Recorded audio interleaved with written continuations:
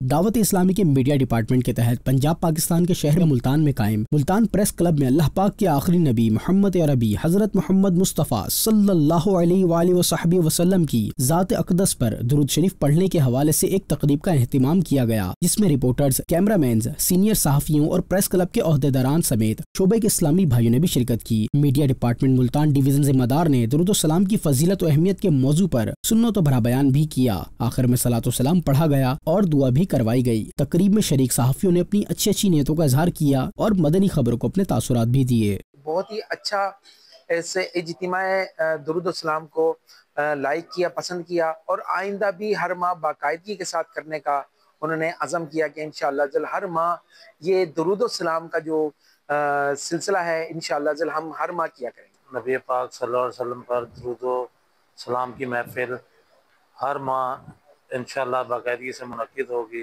आज दुरूद पाक की महफिल हुई है मुल्तान प्रेस क्लब में, माशाअल्लाह ये हर महीने हुआ करेगी, ये महफिल जारी रहेगी।